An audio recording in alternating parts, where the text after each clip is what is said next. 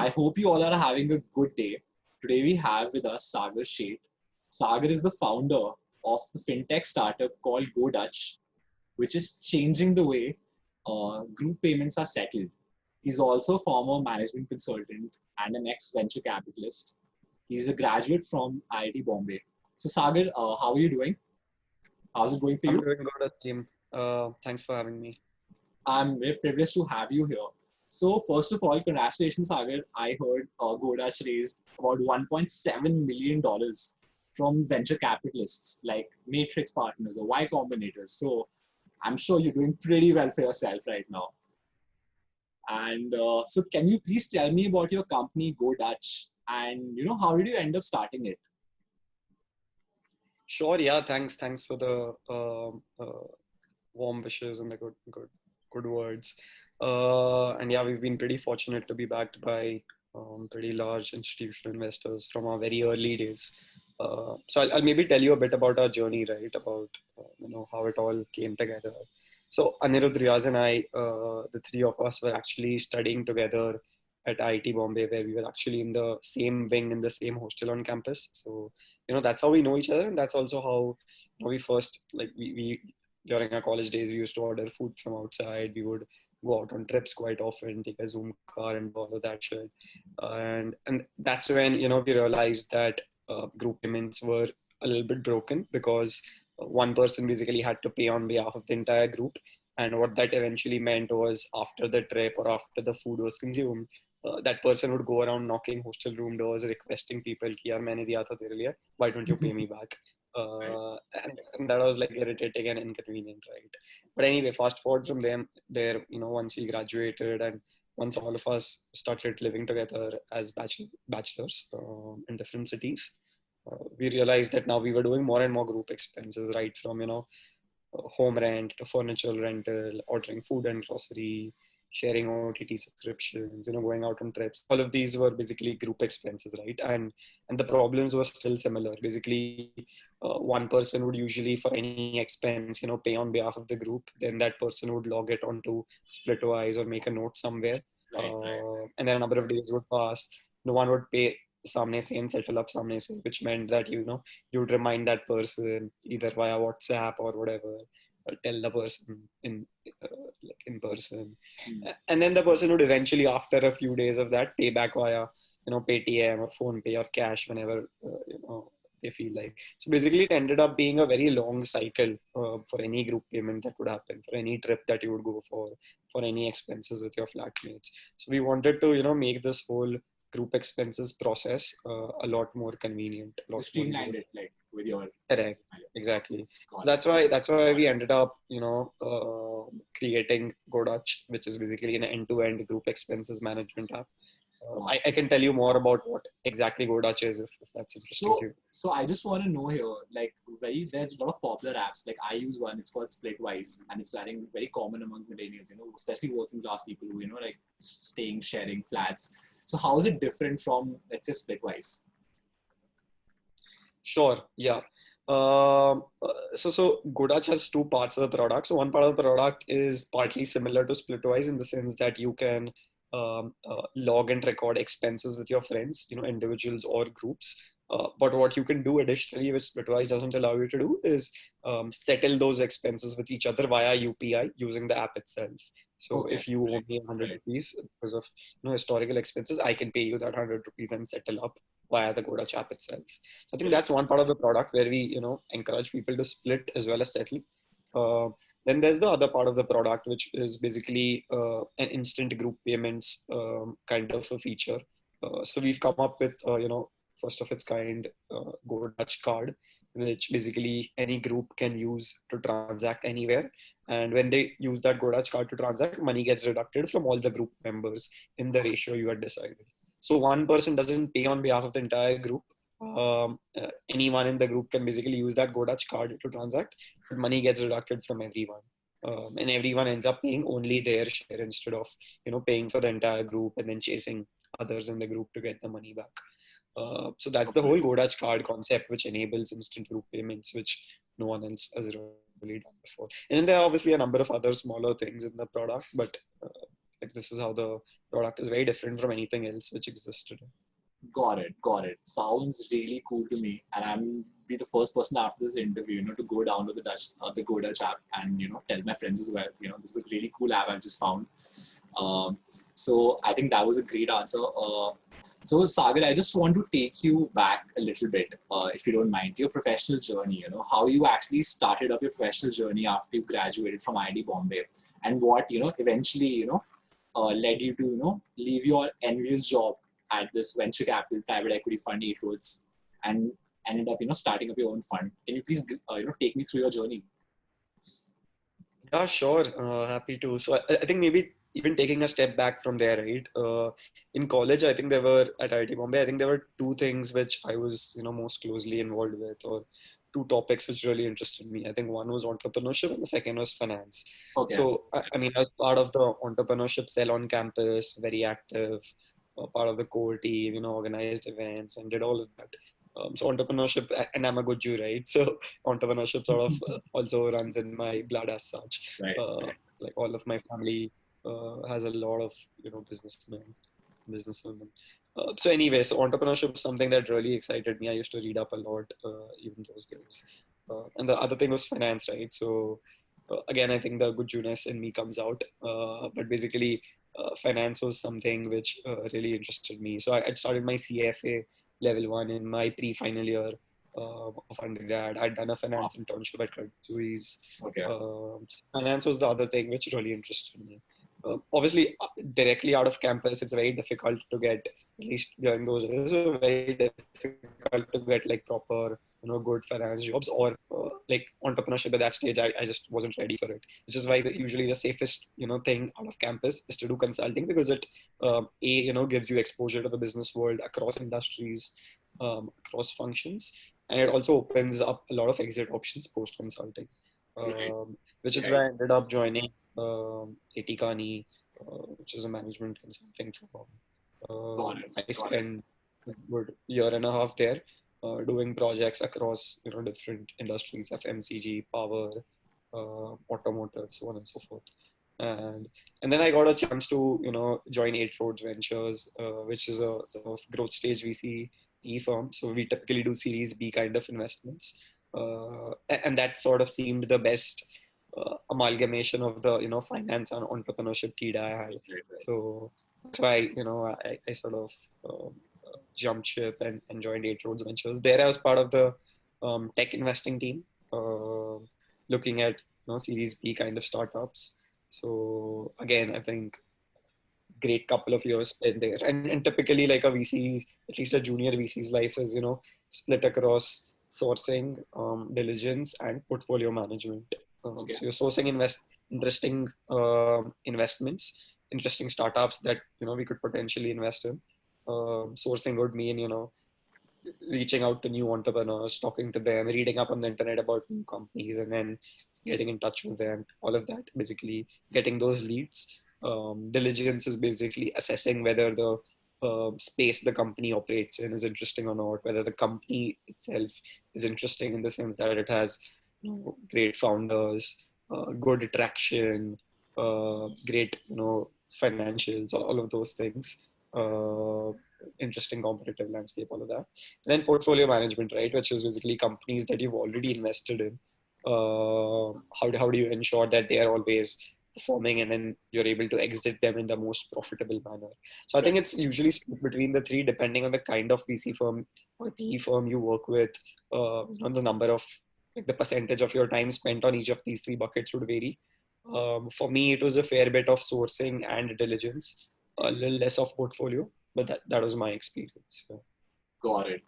That sounds like really intense, but a really, I think, memorable, part of, I think, your experience which led you to do your startup.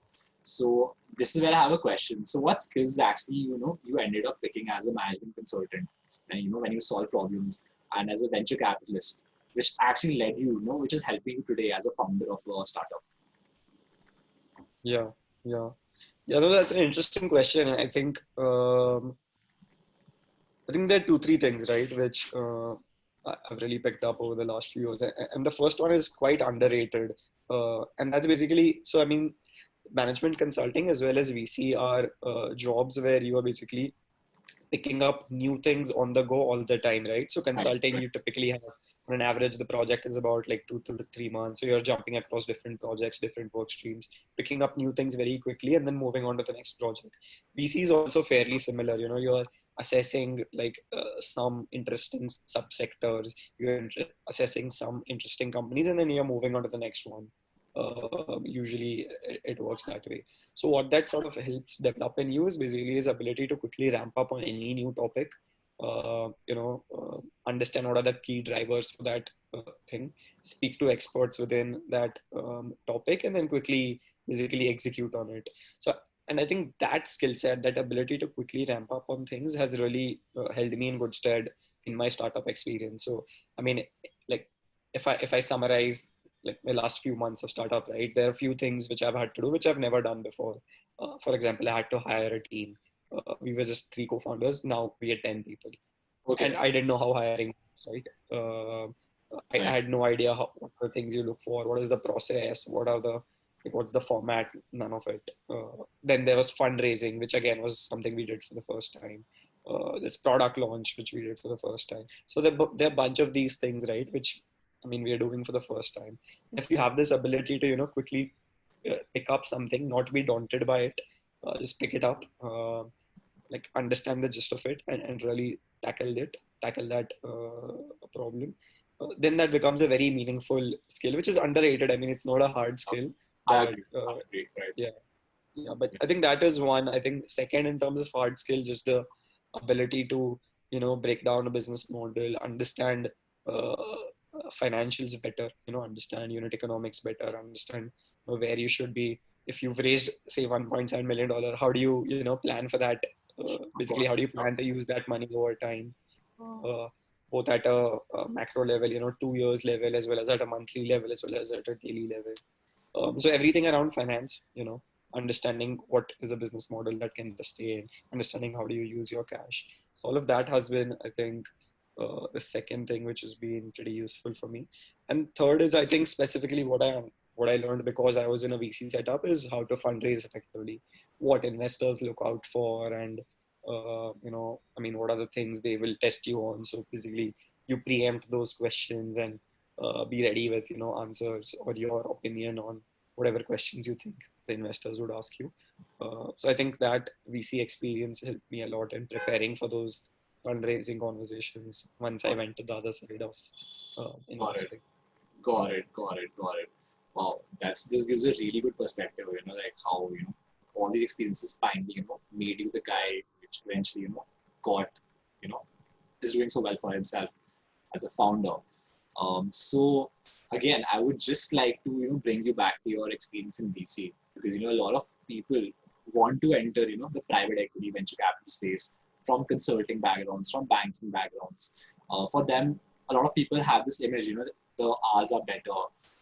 It's more about champagnes and roses than it's not just going to be just all hard work. So can you please tell us about your experience? Was it intense or was it a lot better as compared to your previous experiences as a consultant or Yeah. what do you think about it?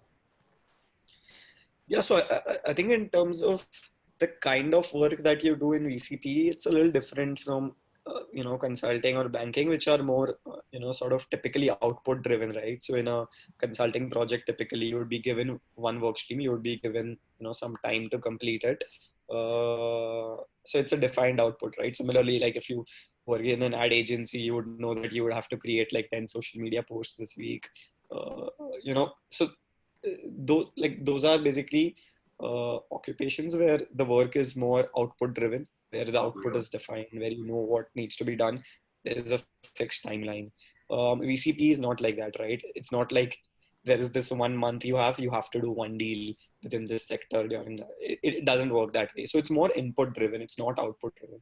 What that means is that the intensity of the work or the kind of work that you do depends a lot on your own motivation as well as of the team around you, right? And it basically like there are enough number of interesting startups to speak with. There are enough interesting global comparables you could understand. There's enough research you could read. So the intensity of work that will end up you'll end up doing is basically very dependent on how much input you want to put in to basically your work. Having said that, if you want to, like, because it's so input driven, you can optimize it, right? You can make it efficient in terms of where you're spending time, and that means that you have some control over, you know, your work life balance, intensity, compared to say consulting or banking. So in that sense it's better, but obviously, I mean, if you want to make it high intensity, you can also make it high intensity, because again, there's no defined output. You can put in as much effort as you want to get the output that you want.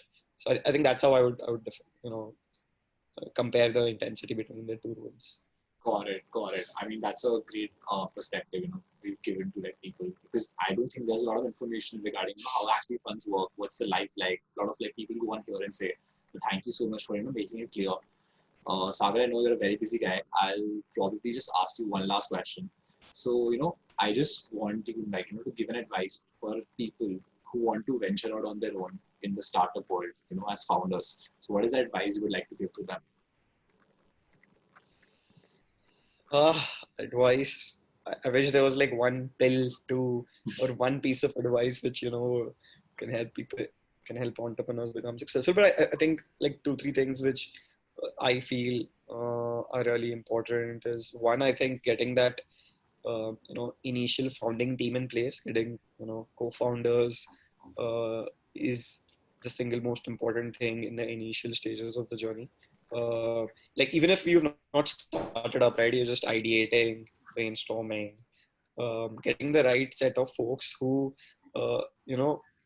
you can get along well with. It doesn't need to be like they're best friends with you, but you can just have like open discussions and debates with those people. And then they should also be people who are coming from different schools of thought, right? So complementary skill sets. If you are good at tech and product, there should be someone who's good at strategy, someone else who's good at marketing.